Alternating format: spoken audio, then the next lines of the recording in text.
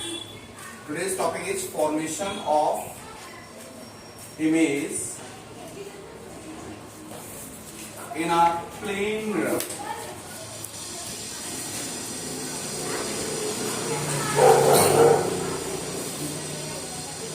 आज हम देखेंगे कि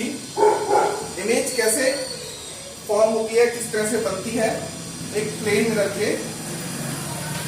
अंदर। इसके लिए अगर हम एक मिरर कंसीडर करें, प्लेन मिरर, और इसके सामने एक पॉइंट कंसीडर करें कुछ दूरी पर, ठीक है। तो इस पॉइंट से, जैसे मैंने आपको पहले ही बताया कि इस पॉइंट से अगर मान लीजिए हमारी आई यहां पर है, हम यहां से इसको वॉच कर रहे हैं, देख रहे हैं, ठीक है, हम यहां से इसको देख रहे हैं, तो इससे आने वाली रे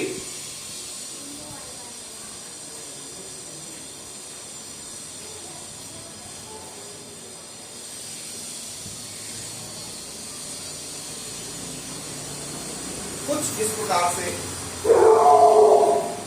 हमारी आंख पर टकराकर वापस होगी, रिफ्लेक्ट होगी, कुछ इस तरह से पॉइंट से आने वाली रे टकराकर हमारी आंख पर पहुंचेगी, ठीक है। लेकिन हम तो सामने मिरर के अंदर देख रहे हैं, तो हमको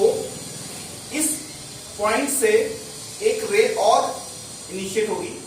जो कि सीधी मिरर पे आकर टकराएगी, और इन दोनों रेस का एक्सटेंशन बैकवर्ड अगर हम लेते हैं, देन ये एंगल कुछ सही नहीं बना हुआ है, इसका एंगल प्रॉपर वही आना चाहिए, तभी वो सही बनेगा।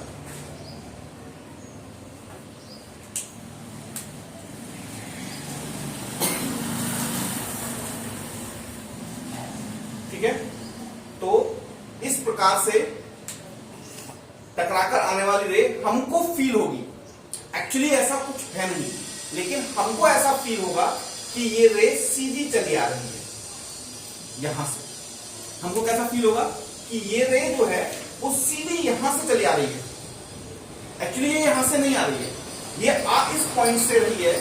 और मिरर से टकराकर रिफ्लेक्ट होकर आ रही है, लेकिन हमको ऐसा आभास होगा, हमको ऐसा विजुअलाइज होगा कि ये रे एक्चुअली स्ट्रेट चली आ रही है पीछे से, ठीक है। तो हमको इस पॉइंट की इमेज यहां पर दिखाई देगी, कहां पर, मिरर में अंदर की साइड, और ये कितनी पीछे दिखाई देगी, ये अगर मैं मान लूं कि यहां से यहां तक की डिस्टेंस x है, तो ये भी बेटा x डिस्टेंस पर ही हमको यहां से दिखाई देगी।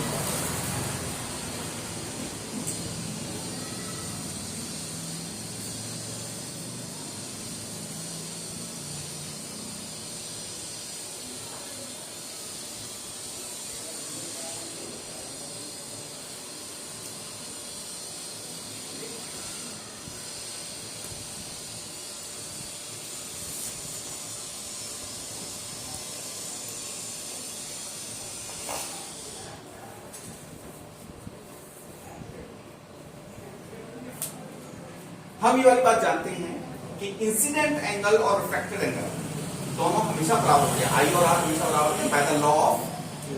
रिफ्रैक्शन,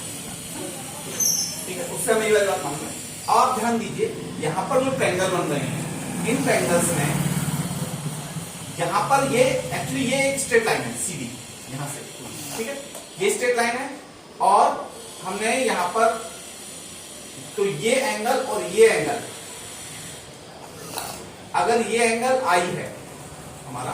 तो ये और ये एंगल दोनों कैसे हो जाएंगे, देखो,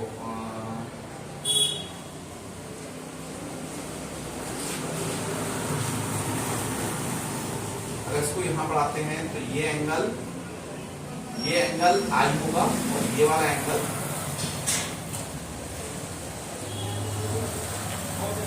इसके बराबर होगा, प्लस आर, हाँ ये आर है, ये एंगल आर नहीं होगा। अगर मैं इस ट्रायंगल के अंदर, अगर मैं इस वाले ट्रायंगल, अब मैं इसकी लेवलिंग कर दूं जिससे कि इस ट्रायंगल ना बोलना पड़े मुझे, इसका नाम हो जाएगा। इस पॉइंट को ए, इस पॉइंट को बी, इस पॉइंट को सी और इस पॉइंट को डी ले लूं तो ट्रायंगल ए बी डी में, ट्रायंगल ए बी डी, मैं बता रहा हूं ट्रायंगल ए बी डी कौन सा है, ये वाला triangle, triangle A B D, ये वाला ट्रायंगल, ठीक है ना, ये वाला पॉइंट मैंने डी लिया, ठीक, ए बी डी। अब आप ध्यान दीजिएगा ए बी डी में ये एंगल कितना होगा, ये होगा बेटा 90 माइनस एल के बराबर, है ना, क्योंकि नॉर्मल मिरर के ऊपर 90 डिग्री पर होगा, यानी ये टोटल एंगल यहां से यहां तक 90 होगा, और ये एंगल आई है तो ये बचा हुआ एंगल 90 माइनस आई के बराबर होगा। ओके, अगर मैं इस वाली लाइन को आगे बढ़ाऊं और इनको आगे बढ़ाऊं तो ये वाला एंगल और ये वाला एंगल दोनों वर्टिकली अपोजिट एंगल हो जाएंगे, फेसिंग एंगल हो जाएंगे, और अगर ये दोनों फेसिंग एंगल है तो दोनों की वैल्यू आई होगी, ये आई होगी, तो ये यहां पर बचा हुआ एंगल देखिए, तो ये वाला एंगल आर या आई के बराबर होगा, क्योंकि आई और आर तो बराबर है पहले से, तो अगेन ये वाला एंगल भी 90 माइनस आई के बराबर होगा, ये एंगल भी 90 माइनस आई के बराबर होगा। अब आप ध्यान दीजिएगा ये एंगल 90 डिग्री है, दोनों ही परपेंडिकुलर है, ये 90 माइनस आई, 90 माइनस आई, यानी इन दोनों ट्रायंगल्स में A B B and C B D में दो एंगल बराबर हो गए, और इनके बीच की ये लाइन कॉमन हो गई यहां से यहां तक, यानी कि ये दोनों ही ट्रायंगल कॉन्ग्रुएंट हो गए। Triangle A B D is congruent to triangle B C D. Okay, अगर ये दोनों कॉन्ग्रुएंट हैं तो हम सीपीसीडी से कह सकते हैं कि एडी बराबर सीडी होगा, और एडी हमने पहले एक्स माना है तो सीडी भी हमारा एक्स हो जाएगा, तो सीडी एक्स ही होगा, यानी कि किसी भी ऑब्जेक्ट की इमेज प्लेन मिरर में उतनी ही डिस्टेंस पर बैकवर्ड बनेगी जितनी डिस्टेंस पर प्लेन मिरर के सामने आपने ऑब्जेक्ट को रखा होगा। ठीक है, 9th क्लास में आपने जो कॉन्ग्रुएंसी के रूल पढ़े थे उनका एप्लीकेशन फिजिक्स के अंदर यहां पर हो रहा है लाइट के अंदर। ओके, नोट डाउन कर लीजिए इसको।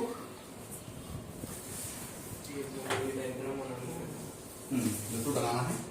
आपको पता होना चाहिए ना कि डिस्टेंस है, कैसे कह सकते हैं डिस्टेंस बनेगा।